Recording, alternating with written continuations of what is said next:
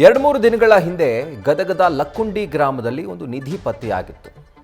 ಮನೆಯ ಪಾಯವನ್ನಾಗಿರುವಂತಹ ಸಂದರ್ಭದಲ್ಲಿ ಒಂದು ನಿಧಿ ಪತ್ತೆಯಾಗಿತ್ತು. ದೊಡ್ಡ ಮಟ್ಟದಲ್ಲಿ ಇದು ಸುದ್ದಿಯಾಗಿತ್ತು.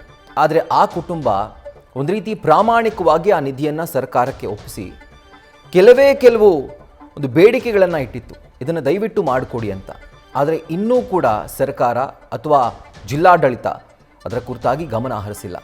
ಸೊ ಈಗ ಒಂದು ನಿಧಿ ಪತ್ತೆ ಕೇಸ್ನಲ್ಲಿ ಚಿನ್ನ ಸಿಕ್ಕ ಇದ್ದಂಥ ಒಂದು ಇಂಟ್ರೆಸ್ಟ್ ಏನಿದೆ, ಆ ದಿನ ಇದ್ದಂಥ ಇಂಟ್ರೆಸ್ಟನ್ನು ಅಥವಾ ಆ ಒಂದು ಮುತುವರ್ಜಿಯನ್ನು ಅಧಿಕಾರಿಗಳೇನು ತೋರಿಸಿದ್ರಲ್ಲ, ಆ ದಿನ ಇದ್ದಂಥ ಜೋಶು ಎನರ್ಜಿ ಅದನ್ನು ವಶಕ್ಕೆ ಪಡೆದಂಥ ಬಳಿಕ ಅದಕ್ಕೆ ಮಾಯವಾಗಿದೆ.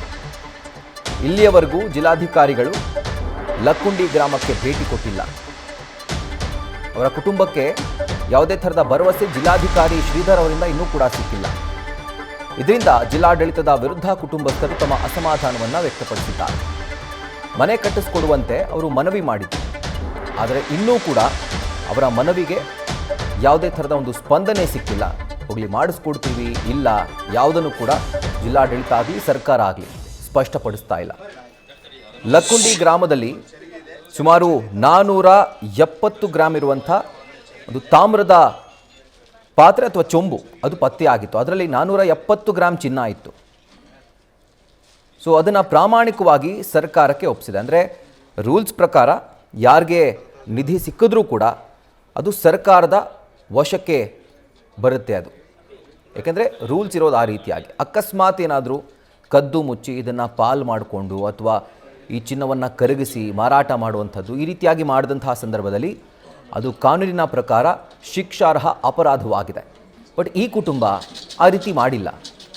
ತಮ್ಮ ಜಾಗದಲ್ಲಿ ಪಾಯ ಆಗಿರುವಂತಹ ಸಂದರ್ಭದಲ್ಲಿ ಏನೋ ಒಂದು ನಿಧಿ ಸಿಕ್ಕಿತ್ತು, ಅದನ್ನು ಪ್ರಾಮಾಣಿಕವಾಗಿ ಸರ್ಕಾರಕ್ಕೆ ಒಪ್ಪಿಸ್ಬಿಟ್ಟು ಕೆಲವೊಂದಷ್ಟು ಬೇಡಿಕೆಯನ್ನು ಇಟ್ಟಿದ್ರು. ನಮಗೆ ಮನೆ ಇಲ್ಲ, ಮನೆಯನ್ನು ಕಟ್ಟಿಸ್ಕೊಡಿ, ಸರ್ಕಾರದ ವತಿಯಿಂದ ಸಹಾಯ ಮಾಡಿ ಅನ್ನುವಂಥ ಒಂದು ಬೇಡಿಕೆಯನ್ನು ಇರಿಸಿತ್ತು. ಆದರೆ ಆ ನಿಧಿ ಸಿಕ್ಕಂಥ ದಿನ ಇದ್ದಂಥ ಜೋಶು ಅಧಿಕಾರಿಗಳಲ್ಲಿ ಅದನ್ನು ವಶಪಡಿಸ್ಕೊಂಡ ನಂತರ ಮಾಯವಾಗಿದೆ. ಇದು ಕುಟುಂಬಸ್ಥರ ಆಕ್ರೋಶಕ್ಕೆ ಕಾರಣವಾಗಿದೆ. ಯಾರೂ ಕೂಡ ಸ್ಪಂದಿಸ್ತಾ ಇಲ್ಲ, ಯಾರೂ ಕೂಡ ನಮ್ಮ ಮನವಿಯನ್ನು ಆಲಿಸ್ತಾ ಇಲ್ಲ. ಆ ಚೊಂಬು ಸಿಕ್ಕಂಥ ದಿನ ಇದ್ದಂಥ ಜೋಶ್ ಅಥವಾ ಆ ಒಂದು ಇಂಟ್ರೆಸ್ಟ್ ಮುತುವರ್ಜಿ ಅಧಿಕಾರಿಗಳು ಈಗ ತೋರಿಸ್ತಾ ಇಲ್ಲ. ಈಗ ನಾವು ಏನು ಮಾಡಬೇಕು ಅನ್ನುವಂಥ ದಿಕ್ಕೇ ತೋಚದ ಸ್ಥಿತಿಯಲ್ಲಿ ಈಗ ಸದ್ಯಕ್ಕೆ ಕುಟುಂಬ ಇದೆ.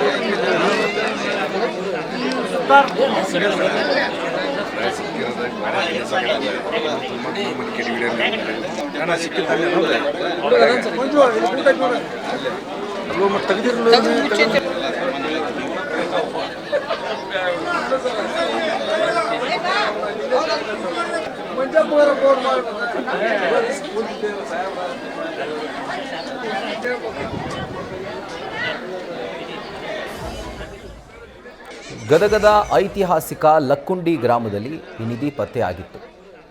ಮನೆ ಕಟ್ಟೋಕೆ ಪಾಯ ತೆಗಿತಾ ಇರುವಂತಹ ಸಂದರ್ಭದಲ್ಲಿ ಅಮ್ಮ ಮಗ ವಾಸ ಮಾಡ್ತಾ ಇದ್ದಂಥ ಜಾಗದಲ್ಲಿ ಈ ನಿಧಿ ಪತ್ತೆಯಾಗಿದೆ.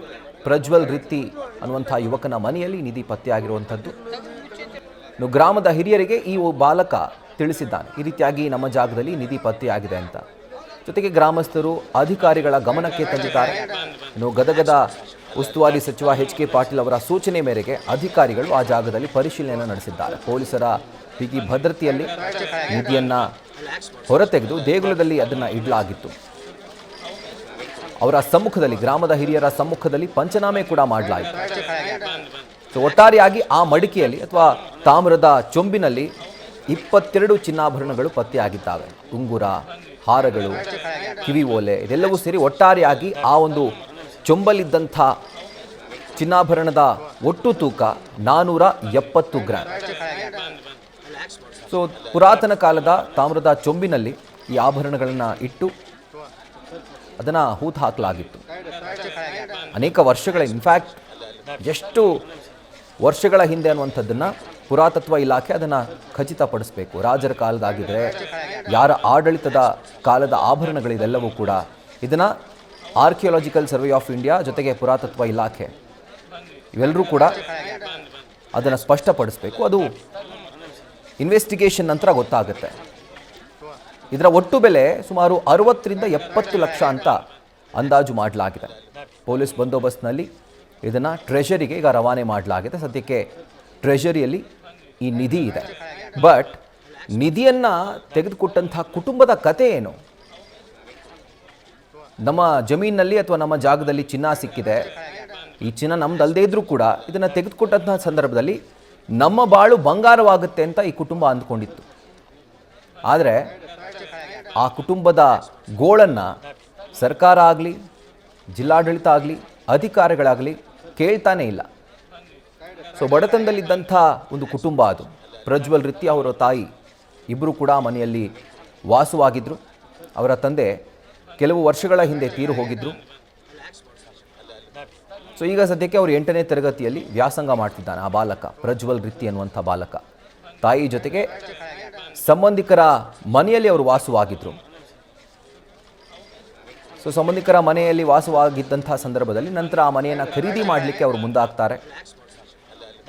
ಖರೀದಿ ಮಾಡಿದ ನಂತರ ಮನೆ ಕಟ್ಟಿಸಲಿಕ್ಕೆ ಪಾಯವನ್ನು ಅಗಿತಾ ಇರುವಂತಹ ಸಂದರ್ಭದಲ್ಲಿ ಆಗ ಅವರಿಗೆ ಈ ತಾಮ್ರದ ಚೊಂಬು ಪತ್ತೆಯಾಗಿದೆ.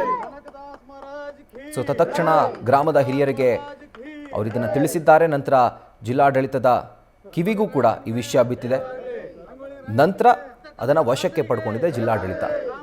ಆದರೆ ನೀವು ನಮಗೆ ಕೊಟ್ಟಿದ್ದೀರಿ, ನಿಮಗೆ ಮನೆ ಕಟ್ಟಿಸ್ಕೊಡ್ತೀವಿ ಅಂತ ಜಿಲ್ಲಾಡಳಿತ ಒಂದು ಭರವಸೆಯನ್ನು ಕೂಡ ಕೊಟ್ಟಿಲ್ಲ ಅನ್ನುವಂಥದ್ದು ಕುಟುಂಬಸ್ಥರ ಅಸಮಾಧಾನಕ್ಕೆ ಕಾರಣವಾಗಿದೆ. ಮನವಿ ಮಾಡಿತ್ತು ಈ ಕುಟುಂಬ, ಮನೆ ಕಟ್ಟಿಸ್ಕೊಡಿ, ನಮಗೆ ಬಡವರಿದ್ದೀವಿ, ಮಗ ಓದ್ತಾ ಇದ್ದಾನೆ, ನಾನೇ ಸಾಕಬೇಕು ಮಗನನ್ನು ಅಂತ.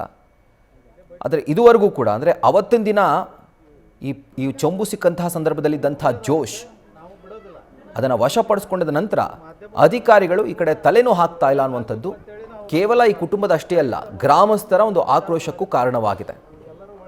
ಸೊ ಹೀಗಾಗಿ ತತ್ಕ್ಷಣಕ್ಕೆ ಜಿಲ್ಲಾಧಿಕಾರಿ ಆಗಲಿ ಅಥವಾ ಸರ್ಕಾರದ ಪ್ರತಿನಿಧಿಗಳಾಗಲಿ ನಮ್ಮ ಮನವಿಯನ್ನು ಆಲಿಸಿ ನಮಗೊಂದು ಮನೆ ಕಟ್ಟಿಸ್ಕೊಡ್ಬೇಕು ಅನ್ನುವಂಥ ಒಂದು ಮನವಿಯನ್ನು ಈಗ ಕುಟುಂಬ ಮಾಡಿದೆ. ನೋಡಿ, ಇದು ನಿಧಿ ಸಿಕ್ಕಂಥ ದಿನ ಏನು ಸನ್ಮಾನ, ಹಾರ, ತುರಾಯಿ ಎಲ್ಲ ಇತ್ತು. ಆದರೆ ಸರ್ಕಾರ ಅದನ್ನು ತೆಗೆದುಕೊಂಡು ಹೋದಂತಹ ಸಂದರ್ಭದಲ್ಲಿ, ಅಂದರೆ ಅದಾದ ನಂತರ ಈ ಕಡೆ ಯಾರೂ ಕೂಡ ಕ್ಯಾರೆ ಅನ್ನೋದಕ್ಕೂ ಬರ್ತಾ ಇಲ್ಲ. ಸೊ ಪಾಪ ಕುಟುಂಬ ಈಗ ಸದ್ಯಕ್ಕೆ ಪರದಾಡ್ತಾ ಇದೆ. ನಾವೇನು ಮಾಡಬೇಕು, ಮುಂದೆ ನಮಗೆ ದಿಕ್ಕೇ ತೋಚ್ತಾ ಇಲ್ಲ ಅನ್ನುವಂಥ ಒಂದು ಅಳಲನ್ನು ಈಗ ಸದ್ಯಕ್ಕೆ ಕುಟುಂಬ ತೋಡ್ಕೊಳ್ತಾ ಇದೆ.